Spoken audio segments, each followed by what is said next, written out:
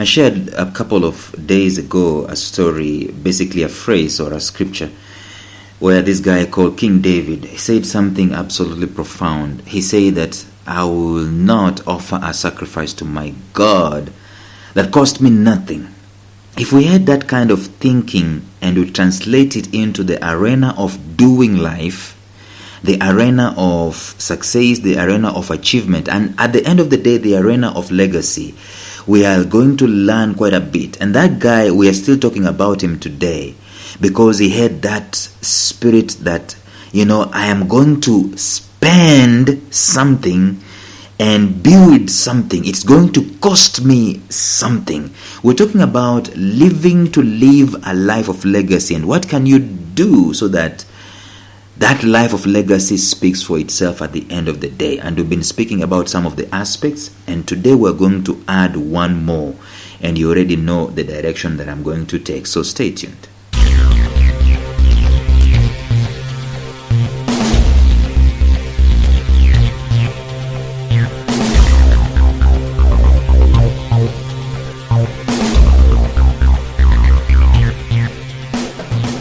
Welcome to the Life Signatures podcast with Lawrence Namale. Lawrence is a life coach, author, and keynote speaker who loves to tackle different topics on purpose, productivity, and resilience. His mission in life is to awaken all your boundless possibilities available in you. Life Signatures podcast is dedicated to bring to reality every single person who knows that deep down in their gut, there's got to be more to life than this. And now, here is your host, Lawrence Namale.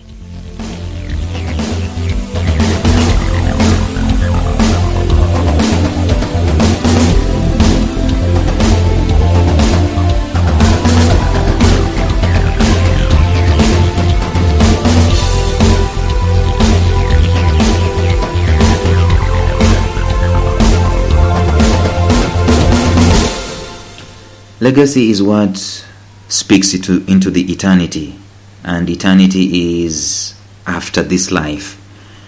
So each and every one of us is going to come to that point in time where we are no more.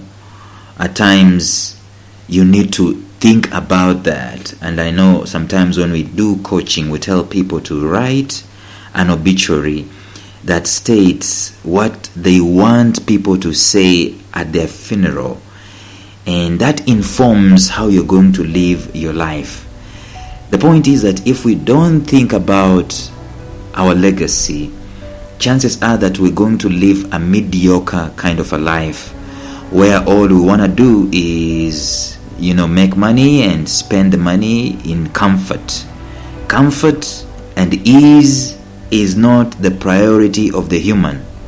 Actually, in God's eyes, comfort and ease is not the reason as to why God created the human. I think God created the human so that they can be the best versions of themselves. They can be magnificent and glorious in their existence and in the way they do things. God created the human so that he can actually partner with the human throughout eternity. That was God's plan. And so this idea of looking at life, prioritizing comfort and prioritizing ease is not an informed idea. It is not a wise idea. And it's not an idea that is going to help us to live a life of a legacy. Legacy is something that is going to cost us blood, sweat, and tears. You never saw a man or a woman who left a legacy just coasting through life in comfort, just coasting through life in ease. Denzel Washington says ease is actually detrimental to progress than hardship. But I know I'm digressing. I'm not supposed to be talking about ease and hardship. I'm supposed to be talking about legacy.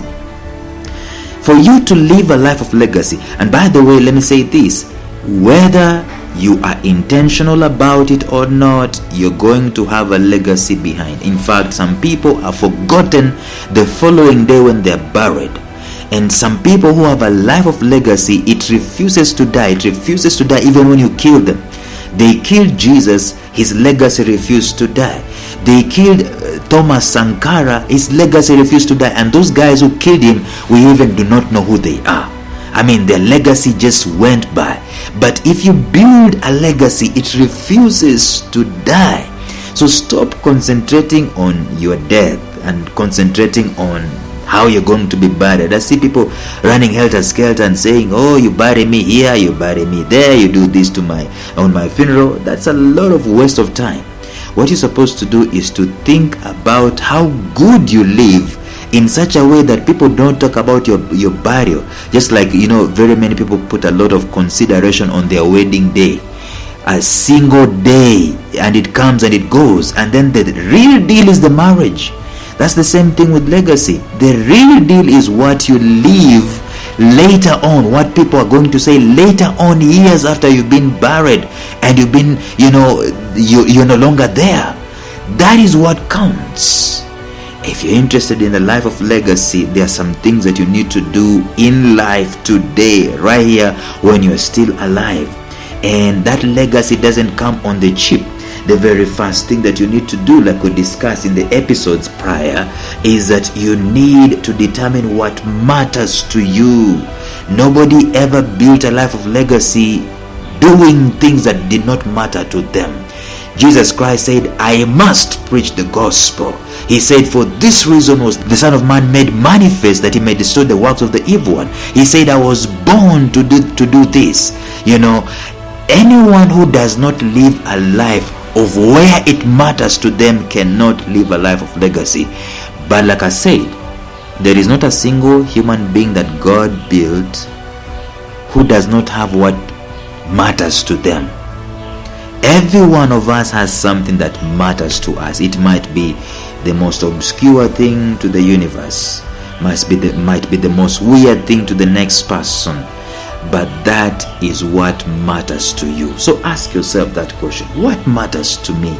And revolve your life around it. Secondly, create systems and put systems in place that are going to govern your productivity, because we're living in the most distracted ages of our time, where everything is shiny. Very many shiny objects around us that can easily distract us, and some of them are actually genuine.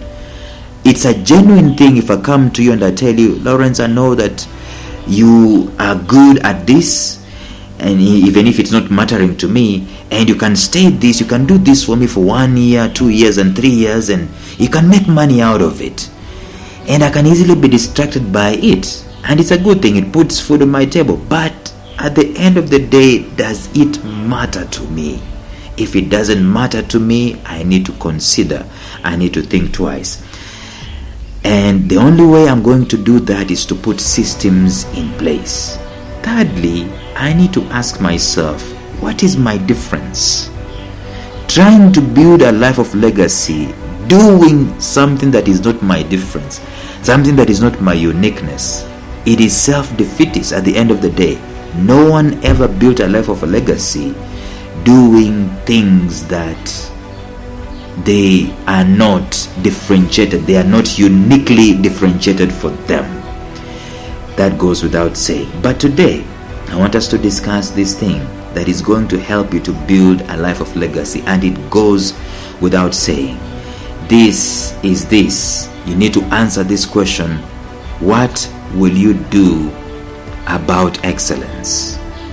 What will you do about the spirit of excellence?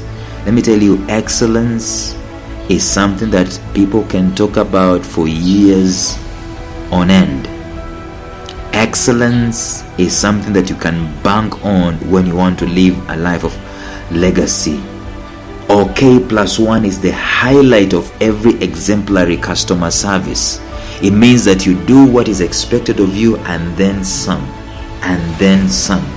Excellence is what delivers that. Excellence is not an appendage. It's not something that you just add on, band-aid on. Excellence is something that is through and through. Is basically like flowing in your blood. It's like a spirit. There is a spirit of excellence, not a department of excellence. You cannot create a department of excellence in your organization, because every department, nearly every department, in fact all departments, they have to churn out everything they do with the spirit spirit of excellence. The guy that really brought this to the fore is Steve Jobs. When Steve Jobs was creating the Apple, the Mac, the Macintosh and so on, his co-founder Steve Wozniak was the one who was the engineer in charge of creating those boxes and those computers and so on. And so Steve Jobs finds Steve Wozniak just trying to haphazardly put the wires inside the box. And Steve was livid. He said, "You can't do that. There's got to be excellence within that box. I know we're going to seal it and people will never see what's inside there." That's what Steve Wozniak said. People are not going to see inside. Why should we care about that?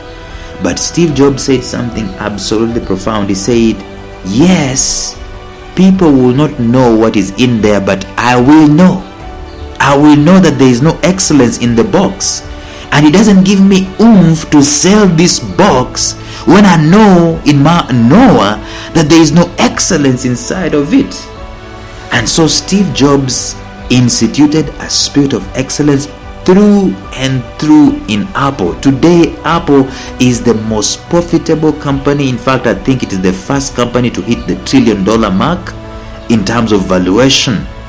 And you cannot rule out the spirit of excellence in it. If Apple stop doing what they're doing today, you will never knock them out of that patch.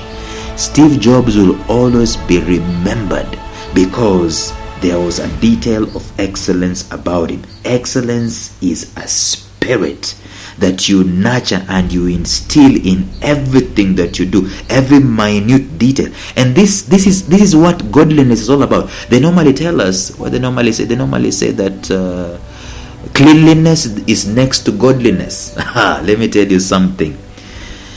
Excellence is all about divine. Excellence is actually godliness in all its essence. Let me ask you a question. Have you ever seen anything God made without excellence? Either living or non-living.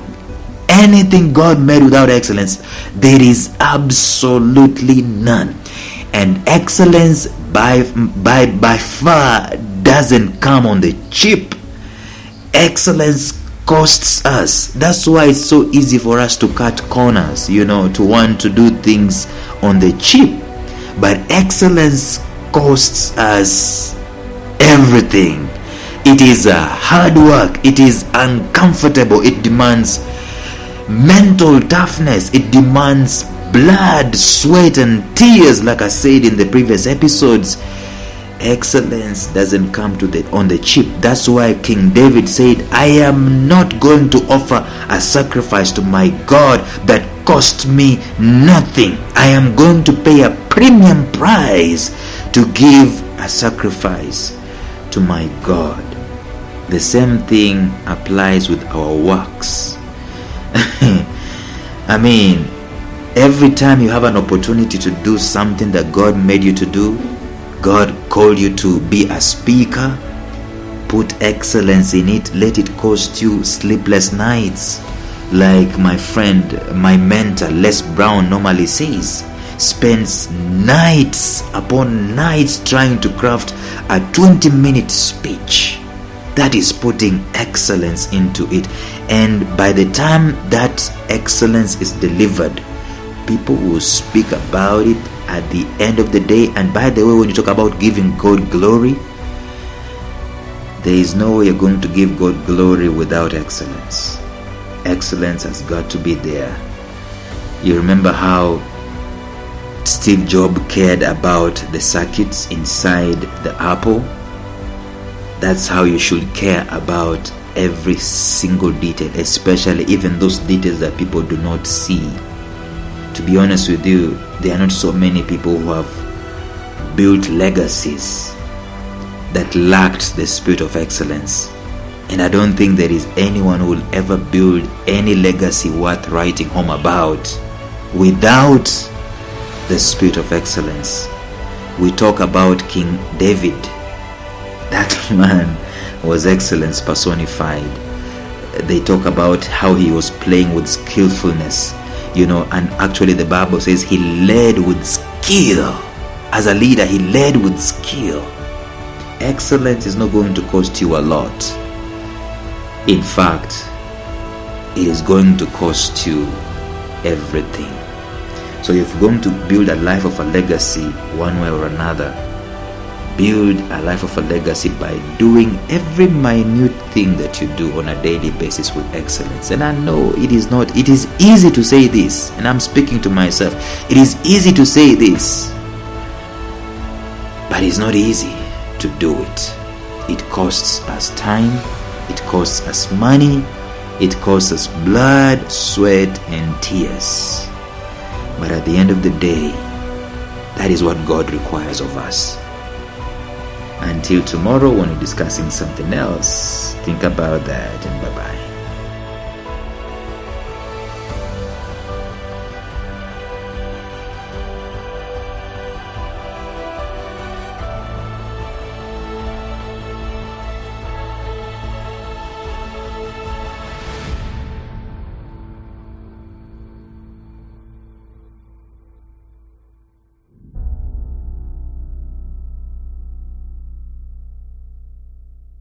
A special shout out to my mentor Jeffrey Howard of Visionary Business University, found at mastermindmentor.com, who has graciously provided me with the soundtrack and the introductory track to this podcast. Thank you, Jeff. Thank you for listening to Life Signatures Radio. If you enjoyed today's show, subscribe to Life Signatures Radio on iTunes, Stitcher, or visit our website at lifesignatures.libsyn.com. Life Signatures Radio, fresh, clean, and inspiring.